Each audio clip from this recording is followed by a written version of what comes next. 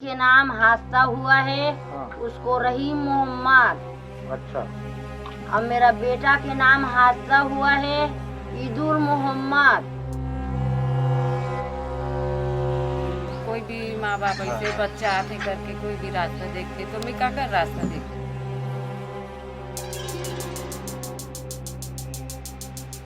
अलग अलग से लग रहे हैं, ये डर रहे सभी लोग, वो लोग भी डर रहे बाहर जाने को अकेला, हम लोग भी डर रहे।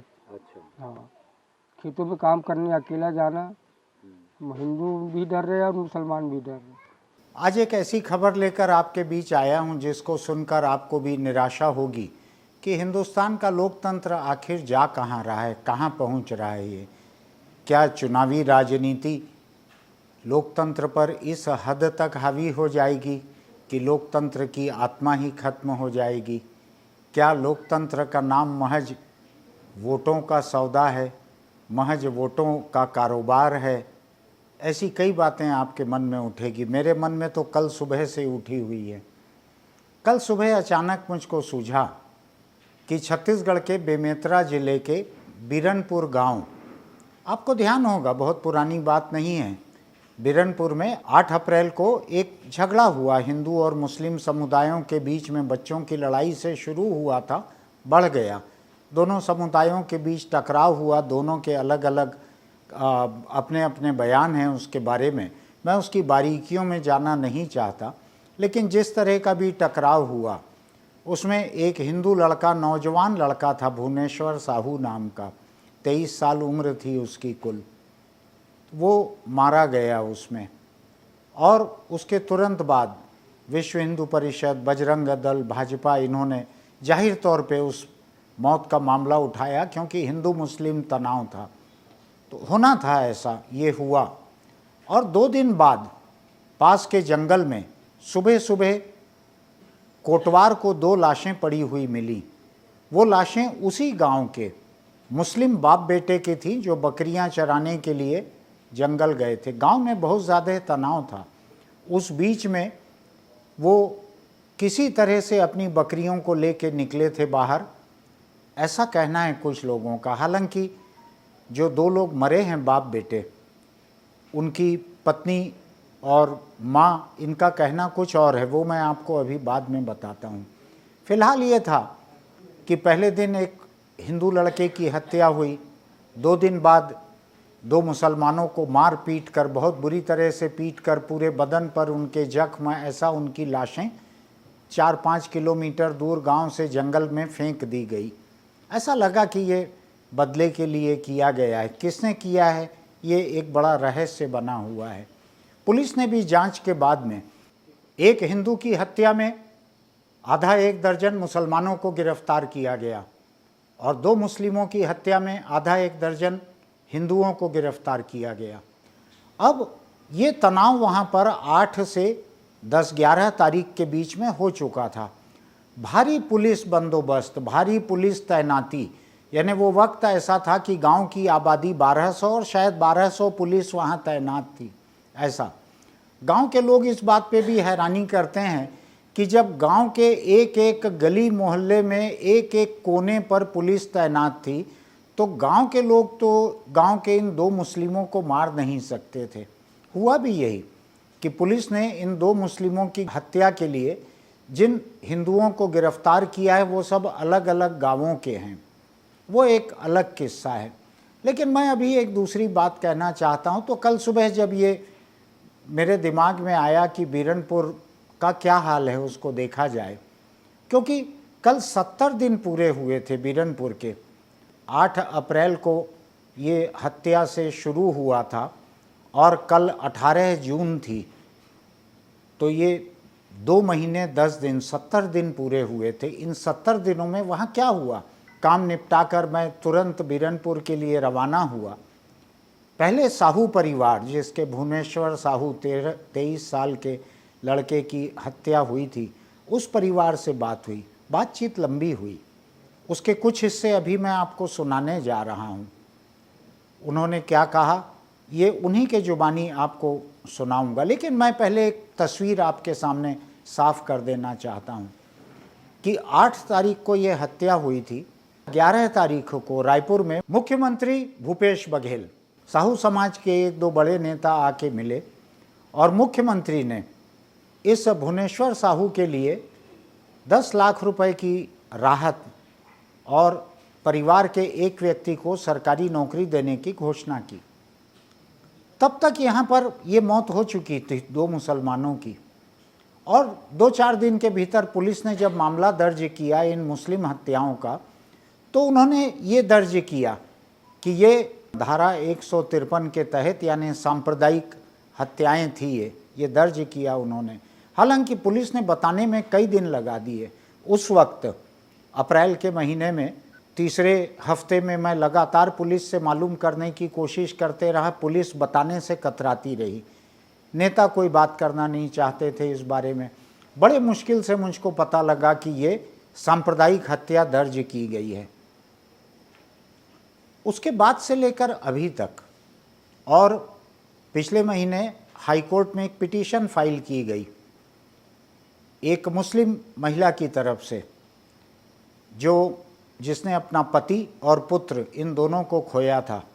उसकी तरफ से हाईकोर्ट में एक पिटीशन फाइल की गई कि मेरे परिवार के 2 लोग मारे गए हैं ये सांप्रदायिक हिंसा में, और जिस तरह हिंदू समाज के व्यक्ति के लिए मुख्यमंत्री ने 10 लाख रुपए राहत और एक सरकारी नौकरी ये घोषणा की है, हमारे परिवार के लिए कुछ नहीं किया गया है। ये पिटीशन फाइल की गई, हाईकोर्ट में मामला चला। हाईकोर्ट में सरकार ने ये कहा कि हम ये प्रक्रिया इसकी चल रही है और हम इसको देख रहे हैं। जज भी संतुष्ट हो गए, उन्होंने कहा ठीक है।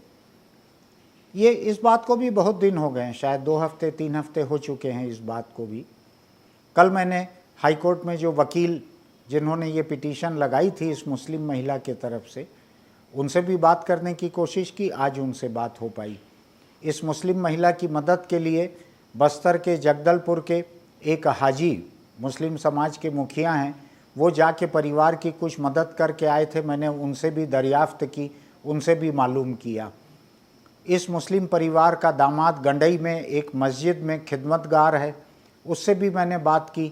इन सब से बात की, और कल जब हम वहाँ गए इस गांव में, तब भी वहाँ इस मुस्लिम महिला से अलग बात की, जाकर हिंदू परिवार से अलग बात की। इन दोनों का जो नतीजा निकला है वो भयानक है। हत्या तो हो गई है, लाशें भी, एक लाश पंचतत्व में विलीन हो गई, दूसरी 2 लाशें जो हैं वो सुपुर्दे खाक हो गई, ये सब हो गया। गांव से पुलिस भी अभी हट गई है। हम जब गए वहाँ तो कोई पुलिस नहीं दिखी। 70 दिन हो चुके हैं पहली हत्या को। लेकिन जो बड़ी बात है वो ये है, 70 दिन बाद भी मुख्यमंत्री की गई घोषणा का 10 लाख रुपए का 10 पैसा भी परिवार को अभी तक नहीं मिला है। सरकारी नौकरी की बात तो दूर रही, किसी ने पूछा भी नहीं कि आपके यहाँ नौकरी के लायक कौन है। कोई बातचीत नहीं हुई, कुछ नहीं हुआ। ईश्वर साहू जिनका बेटा मरा, उन ईश्वर साहू से मैंने करीब पौन घंटा 1 घंटा वहाँ पर उनके घर पर बात की। वो बातचीत रिकॉर्ड की है, पूरी बातचीत सुनाना मुश्किल है क्योंकि उसका अधिकांश हिस्सा उस दिन का सांप्रदायिक तनाव कैसे हुआ, हिंसा में कैसे बदला, कैसे वो मौतों में बदला, इस पे था। मैं उस पे अभी जाना नहीं चाहता हूँ। वो बात आई गई हो गई है, कम से कम विवरणों के लिए। अब जो बचा हुआ है वो ये है कि आज 70 दिन बाद बीरनपुर की क्या हालत है, मैं ये आपको बतलाना चाह रहा हूँ। इस 70 दिन बाद बीरनपुर की हालत ये है कि मुख्यमंत्री के घोषित किए हुए राहत में से एक धेला, छदाम, जो भी करेंसी आप सोचना चाहें, ईश्वर साहू के परिवार के पास कुछ नहीं पहुंचा है, कुछ नहीं पहुंचा है।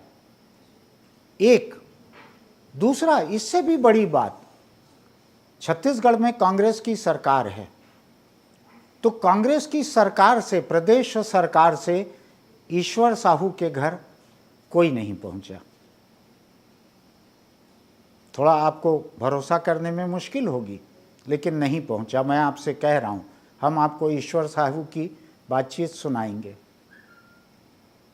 उसके घर कोई नहीं पहुंचा इन 70 दिनों में। न कांग्रेस पार्टी का कोई पहुंचा, न राज्य सरकार का कोई पहुंचा।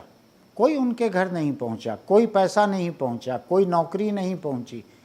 कोई हमदर्दी नहीं पहुंची। नौकरी और रुपया तो ठीक है, एक अलग चीज़ है, कोई हमदर्दी नहीं पहुंची। अब हमदर्दी कैसे नहीं पहुंची वो भी मैं आपको बताता हूँ।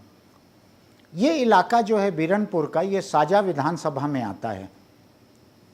साजा विधानसभा जो है, वहाँ के विधायक रविंद्र चौबे हैं, बड़े पुराने विधायक हैं, जिनके नाम की चर्चा कभी विधानसभा अध्यक्ष बनने के लिए होती है। मंत्री तो रहते ही हैं, वो इतने वरिष्ठ विधायक हैं, विनम्र हैं।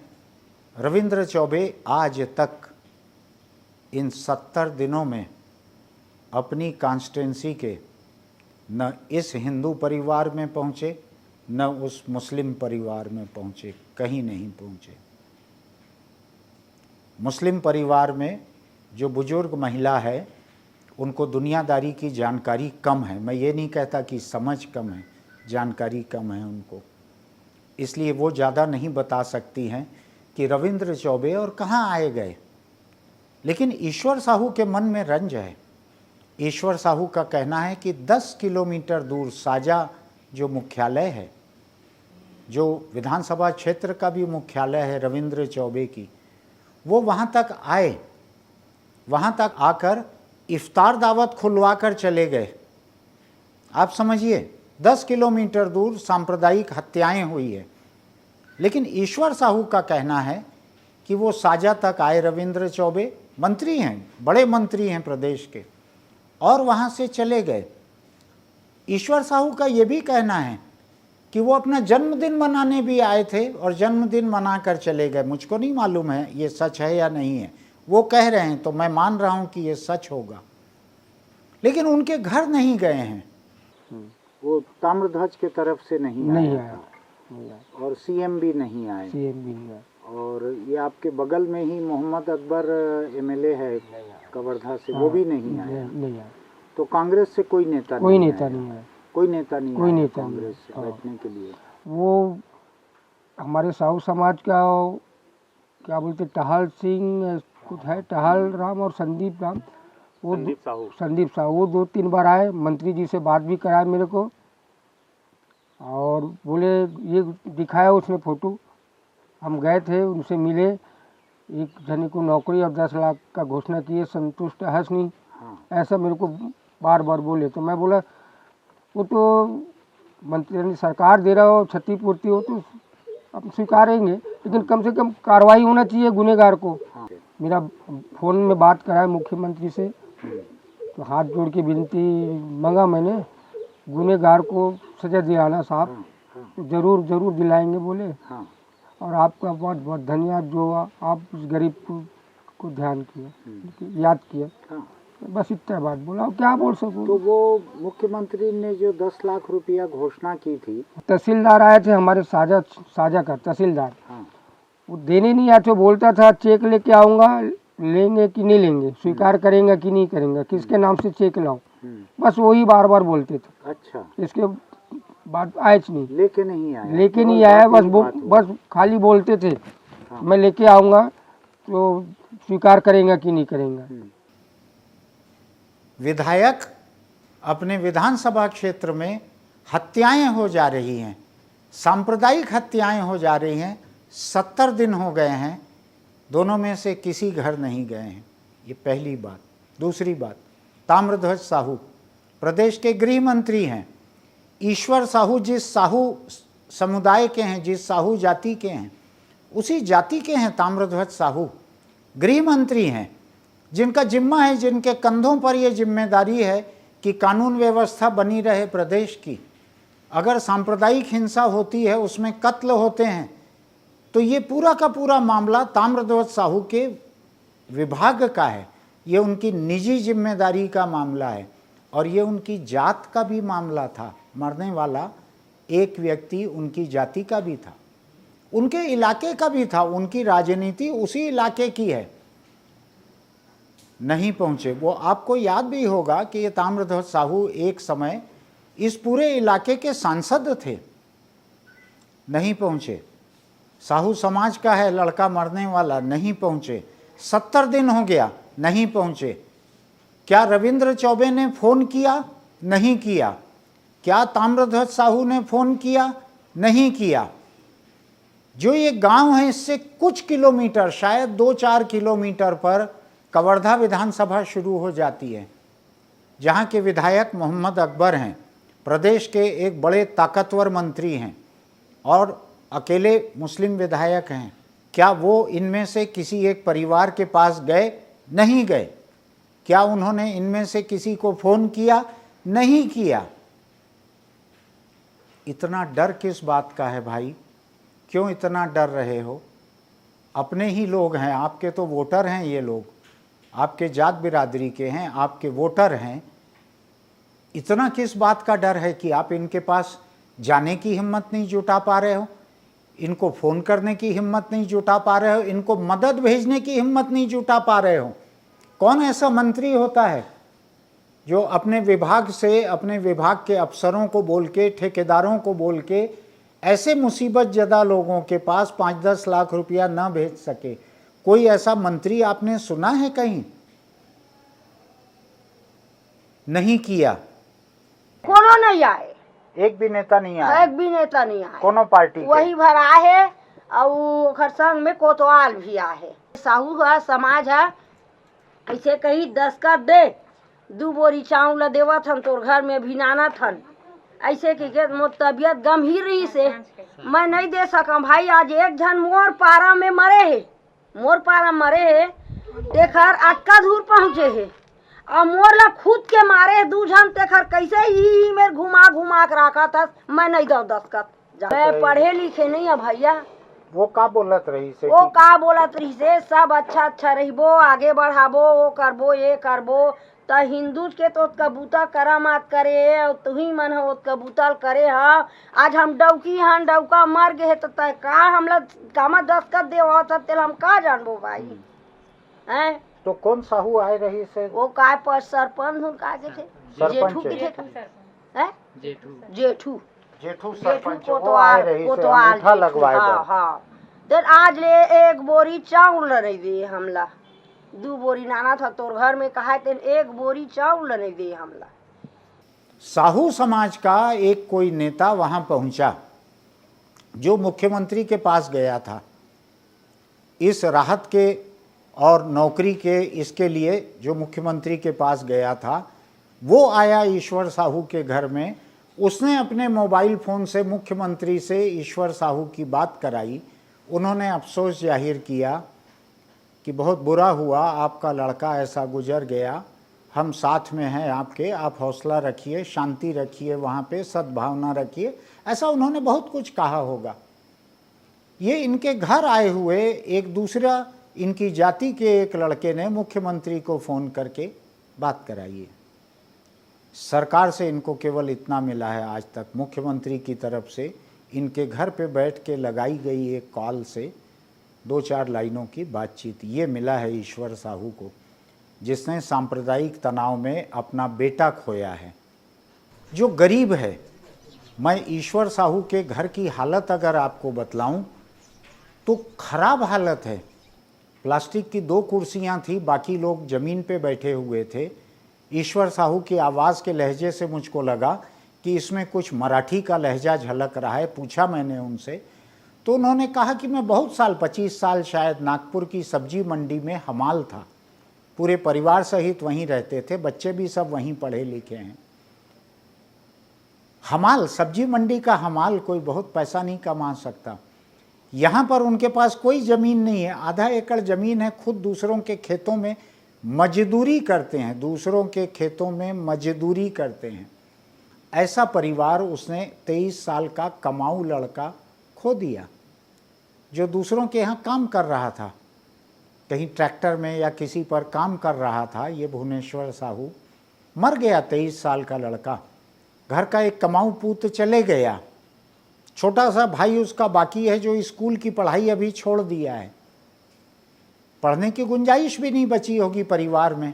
अब ये ईश्वर साहू जो वैसे ही जर्जर हो गया है, जो बात करते करते कांपने लगता है, दहशत में रहता है, जिसको गांव के हिंदू और मुस्लिम तनाव को लेकर दहशत है, उसकी ज़ुबान से बार बार एक बात निकलती है कि इंसाफ होना चाहिए, गुनहगार को सज़ा होना चाहिए, इंसाफ होना चाहिए, गुनहगार को सज़ा होना चाहिए।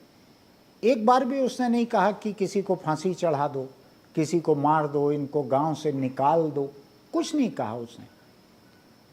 सच तो यह है कि उसने मुस्लिम समाज के खिलाफ कुछ भी नहीं कहा।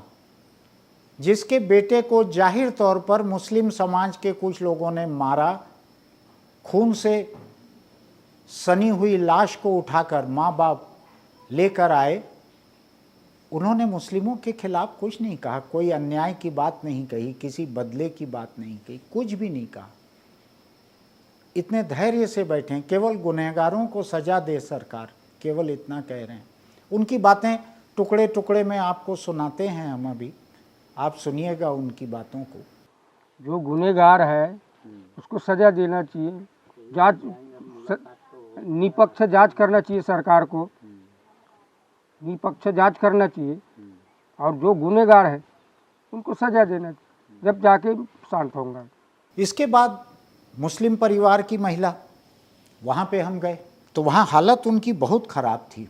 जिस महिला ने अलहम नाम की महिला, मैंने नाम देखने के लिए उठाया था, ये मुझको नाम उतना याद नहीं रहा इनका, अलहम नाम है। अलहम ने अपना पति खोया है और पुत्र खोया है, 2 लोगों को खोया है।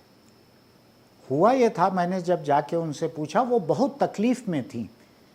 उनका घर इतनी दर्दनाक हालत में था, वो ईश्वर साहू के घर के मुकाबले पक्का था, एक छत थी, लेकिन हालत बहुत ही ख़राब थी, बहुत ही ख़राब। 4-5 बच्चे एक कमरे में पड़े हुए हैं, ये खुद एक तख़्त पे पड़ी हुई हैं, तख़्त के ऊपर कुछ है नहीं, और पीछे किसी तरह से आंगन में 2 कुर्सियां डालकर, क्योंकि घर एकदम ही सड़क पर है, एकदम ही। उस सड़क पे होने का मैं आपको किस्सा अभी बतलाता हूँ। तो अलहम से बात करने के लिए उनके घर के पीछे के आंगन में जब हम बैठे और रिकॉर्डिंग चालू की, बातचीत की, उनकी भाषा समझने में मुझको थोड़ी दिक्कत हो रही थी। वो छत्तीसगढ़ी कुछ कठिन बोल रही थी, कुछ उनका बोलने का लहजा मुझको समझ में नहीं आ रहा था, और इन दोनों से ऊपर वो बहुत अधिक तकलीफ़ों में थी। उनको मीज़ल्स हो गए थे, माता निकलना जो कहते हैं।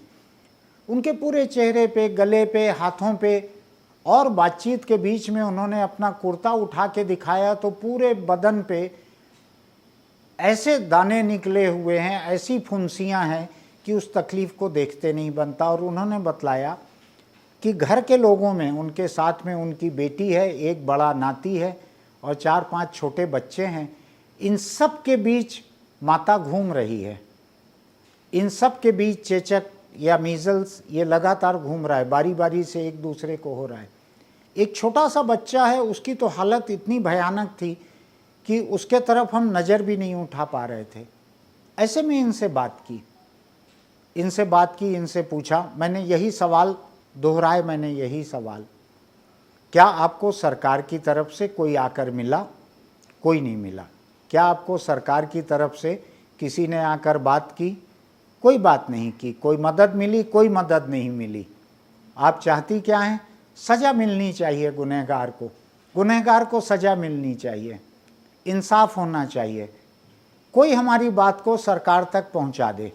यही बात ईश्वर साहू बोलते रहे।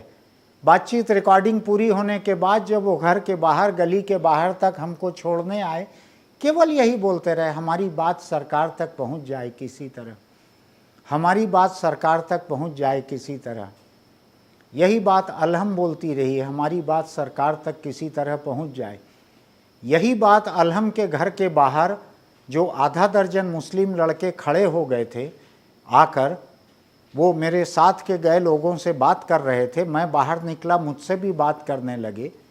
उन्होंने कहा कि ये कैमरा लेके आ जाते हो आप लोग, माइक को ऐसे टिका देते हो, उसके बाद बस न कोई दिखाता है कहीं पे, न कुछ होता है, न सरकार को कोई बताते हो, आप लोग बस माइक टिका देते हो, रिकॉर्डिंग कर लेते हो और चले जाते हो।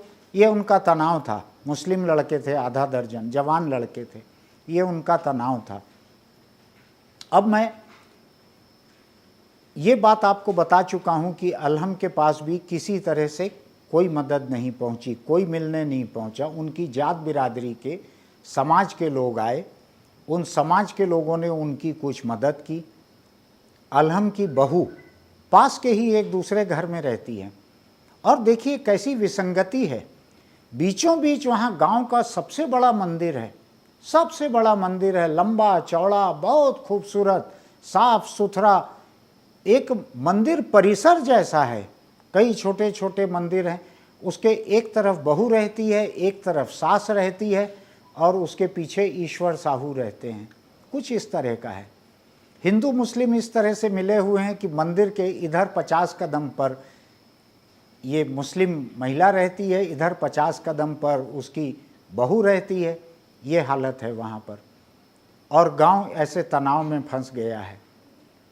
अब मैं जो आपसे कह रहा था कि 70 दिन, इस 70 दिनों के साथ वहाँ पहुँच के मुझको एक चीज़ और लगी। तकरीबन 70 किलोमीटर पड़ता है यहाँ से, वो तकरीबन, थोड़ा कम ज़्यादा होगा, 70 किलोमीटर। 70 किलोमीटर दूर बसे हुए लोगों की तकलीफ़, उनके साथ की बेइंसाफ़ी, उनकी उम्मीदें, उनका तनाव, उनकी दहशत, उनकी ज़रूरत, ये आखिरी की बात सबसे बड़ी है, ज़रूरत। 70 दिनों में उनकी इनमें से एक भी बात वहाँ से निकलकर राजधानी तक नहीं आ पाई। 70 दिन में नहीं पहुँच सकी वहाँ पे इनमें से एक भी बात, ये हालत। अब मैं एक दूसरे पहलू पे आता हूँ। सरकार की तरफ से तो इन दोनों परिवारों में कोई नहीं पहुँचा, लेकिन पिछले मुख्यमंत्री भाजपा के डॉक्टर रमन सिंह 15 साल के मुख्यमंत्री थे यहाँ पे, 15 साल के। वो पहुँचे उस गांव में, अपने और विधायकों के साथ पहुँचे, काफिले में पहुँचे। उस वक्त मैंने उसके वीडियो भी देखे थे। वो शायद बुलेट प्रूफ गाड़ियों के काफिले में चलते हैं, तो बड़ी बड़ी गाड़ियों का काफिला पहुँचा वहाँ पे। उससे उतरे, वो गए, वो ईश्वर साहू के घर, जिस हिंदू की हत्या हुई उसके घर गए। जाना चाहिए। वहाँ जाके हमदर्दी जाहिर करके आए, गमी जाहिर करके आए, बैठ कर आए। और उन्होंने मीडिया के सामने, कैमरों के सामने, वहाँ पर यहाँ आकर बड़ी नाराज़गी जाहिर की कि इतने मुस्लिमों के नाम लिखाए गए थे रिपोर्ट में, गिरफ्तार थोड़े से लोगों को किया गया है। तमाम बातें, ये बातें मुस्लिमों की लाशें मिलने के कई दिन बाद की हैं। उसके बाद गए थे रमन सिंह वहाँ पर, मुस्लिम लाशें गिर चुकी थीं। और मैं आपको दिलचस्प बात बतलाऊं, जब साजा से बिरनपुर जाते हैं तो बिरनपुर गांव में दाखिल होते ही जो पहला बोर्ड पड़ता है गांव का, उसी गांव से लग कर, उसी बोर्ड से लग कर सड़क के किनारे अलहम का घर है। उन बाप बेटों का घर है जो मारे गए हैं। उस घर को पार किए बिना आप गांव तक नहीं जा सकते, आप ईश्वर साहू के घर तक नहीं जा सकते। जब रमन सिंह वहाँ गए होंगे, इनकी गाड़ियों के काफिले का धूल उड़ाते हुए बगल से गुजरना हुआ होगा। इनकी गाड़ी की धूल जाते हुए भी अलहम के घर पर उड़ी होगी, और जब ये लौटे होंगे तब भी वहीं से होकर लौटे होंगे। डामर की सड़क और इस घर का जो फासला है वो रमन सिंह की कद काठी से कम है, 5-6 फीट का ही फासला है, समझ लीजिए, सड़क और घर की दीवार का। नहीं गए रमन सिंह वहाँ पर। 15 साल मुख्यमंत्री रहे इस राज्य के, जिस राज्य में मुस्लिम वोटर भी हैं, ईसाई वोटर भी हैं, बौद्ध और सिख भी हैं। रमन सिंह उस गांव में जाने के बाद मुस्लिम परिवार में नहीं गए, वो केवल एक परिवार में होके आए, हिंदू परिवार में, क्योंकि उनके लिए मुस्लिम वोट मायने नहीं रखते। भाजपा मानकर चलती है कि मुस्लिमों के लिए कुछ भी करो, ये वोट नहीं देंगे। लेकिन मुझको लगता था रमन सिंह की भलमनसाहत की चर्चा कई जगह होती है, विनम्र हैं, शरीफ हैं, सज्जन हैं, मृदुभाषी हैं, कई तरह के विशेषण उनको चाहने वाले उनके लिए इस्तेमाल करते हैं। वो गए वहाँ पर, उस घर पे धूल उड़ाते हुए गए, वहाँ से धूल उड़ाते हुए लौटे, उस घर नहीं गए, अलहम के घर नहीं गए, जिस घर में कमाने वाले कोई नहीं रह गए, 2 थे कमाने वाले, दोनों मर गए, वहाँ नहीं गए रमन सिंह। भाजपा के कोई नेता नहीं गए। और तो और बगल में, ठीक बगल की कॉन्स्टिट्यूंसी, अगर अलहम के घर से पत्थर फेंकें तो शायद मोहम्मद अकबर के विधानसभा क्षेत्र में गिर जाए। बोलने की बात है ये। मोहम्मद अकबर भी नहीं गए, मोहम्मद अकबर ने भी कोई मदद नहीं भेजी इनके घर। मैं सोचता हूँ कि लोकतंत्र का क्या हाल हो गया है। क्या कांग्रेस और भाजपा दोनों इस दहशत में हैं कि हम एक हिंदू की मदद करें तो मुस्लिम नाराज हो जाएंगे, मुस्लिम की मदद करें तो हिंदू नाराज हो जाएंगे? क्या लोकतंत्र इतना कमज़ोर हो गया है छत्तीसगढ़ में कि ये दहशत का शिकार है, ये कांप रहा है कि कहीं कोई नाराज ना हो जाए? रविंद्र चौबे, जिनको कि हो सकता है 6 महीने बाद उसी विधानसभा क्षेत्र से चुनाव लड़ना पड़े, उनके पास किसी को भी फ़ोन करने की हिम्मत नहीं है। हालत ये है कि ईश्वर साहू ने मुझको कहा है, अगर हम आपको उसको दिखा पाएंगे तो मैं दिखाने की कोशिश करूँगा कि उस गांव में अंजोर नाम का एक युवक कांग्रेस का लड़का है, नेता है, बड़ा नेता है, रविंद्र चौबे का बड़ा करीबी है। उसके घर रविंद्र चौबे आते जाते हैं, ऐसा ईश्वर साहू का कहना है। मैं उस गांव में नहीं रहता। उसके घर आते जाते हैं, उसके घर शादी में आते हैं, बच्चा होता है तो आते हैं, उनका सबसे करीबी है। ईश्वर साहू का कहना है कि उसके सिर पर रविंद्र चौबे का हाथ है, पंचायत के सारे ठेके उसको मिलते हैं, नाली, सड़क, पाइप, हर तरह का सारा काम उसी को मिलता है रविंद्र चौबे के कारण, और वो अपना सारा काम 100% मुस्लिम लड़कों से करवाता है। ऐसा ईश्वर साहू का कहना है।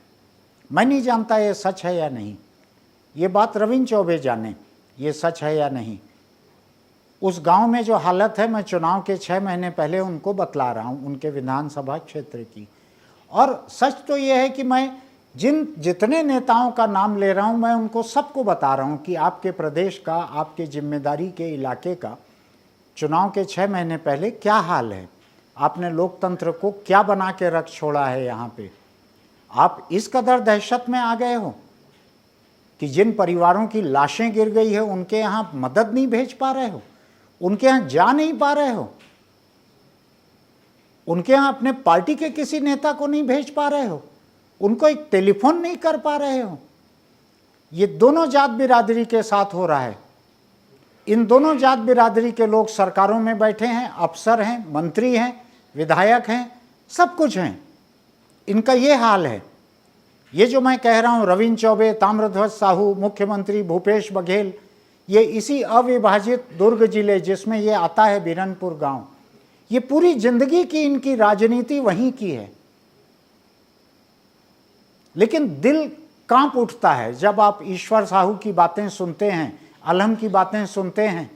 आना तो दूर, एक टेलीफोन नहीं, एक हमदर्दी नहीं, 1 रुपया नहीं, 1 धेला नहीं। दोनों परिवार परले दर्जे के गरीब परिवार हैं, परले दर्जे के गरीब परिवार हैं। मैं हत्या और तनाव उसके ऊपर जाना नहीं चाहता हूँ। वो तो भीड़ का दिमाग था, वो तो भीड़ ने किया।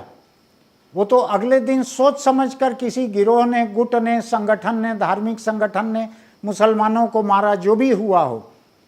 मैं आज सवाल उन लोगों से कर रहा हूं जो अपने आप को लोकतांत्रिक कहते हैं, जो सरकार में हैं और विपक्ष में हैं। 15 साल के मुख्यमंत्री डॉक्टर रमन सिंह, आप उस महिला के घर के बगल से निकल कर आए गए, लेकिन आपने उसके घर पहुंचना जायज़ नहीं समझा, उसके घर पर रुकना जायज़ नहीं समझा। गाड़ी में बैठे बैठे बुला के उस अगर बुजुर्ग महिला से आप बात कर लेते तो आपकी इज्जत बढ़ गई रहती, आपकी पार्टी पे खतरा नहीं आ गया रहता, लेकिन आपने नहीं किया। और कांग्रेस के किसी ने नहीं किया, ना संगठन के लोग गए, ना सरकार के लोग गए, कोई नहीं गए। और तो और इन नेताओं ने अपने चुनाव प्रचार करने वाले अपने परिवार के लोगों को भी नहीं भेजा इन घरों में। मैं सोचता हूँ कि लोकतंत्र खत्म हो गया है वहाँ पर। मैं सोचता हूँ सरकार की जिम्मेदारी वहाँ पर खत्म हो गई है। और इन सब से बढ़कर मैं ये सोचता हूँ कि लोगों की इंसानियत खत्म हो गई है। मेरी बात कड़वी लग सकती है, लेकिन मैं थोड़ा विचलित हूँ। मैं 70 दिन पूरे होने पे उस गांव गया। इसके पहले मैंने बीच में बार बार इस मुद्दे को उठाया। हमारे उठाए हुए उस मुद्दे पर बीबीसी की एक टीम दिल्ली से यहाँ आई। वो आकर मुझको इंटरव्यू करके उन्होंने अपनी रिपोर्ट में, अपने वीडियो में मुझको भी वहाँ पर दिखाया।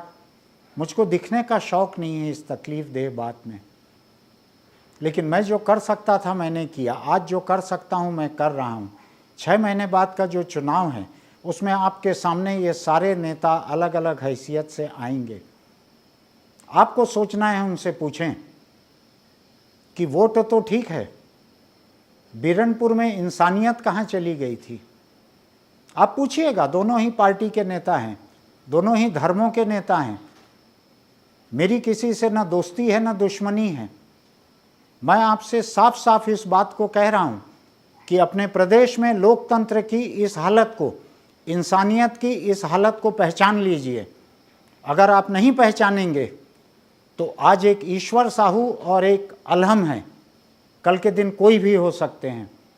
कल के दिन किसी और परिवार की लाशें भी गिर सकती हैं और सरकार और विपक्ष दोनों कांपते खड़े रह सकते हैं कि हमदर्दी कैसे जाहिर करें, हमारे वोट बिगड़ जाएंगे। 70 दिन में उस गांव से 70 किलोमीटर की राजधानी तक उनकी आवाज़ नहीं पहुंची है। मैं कुछ नहीं कह सकता इस बारे में। अगर ये सुनकर भी आपका दिल नहीं कांपता है तो मुझको लगता है कि आपको अपनी हिफाजत का कोई और इंतजाम करना चाहिए।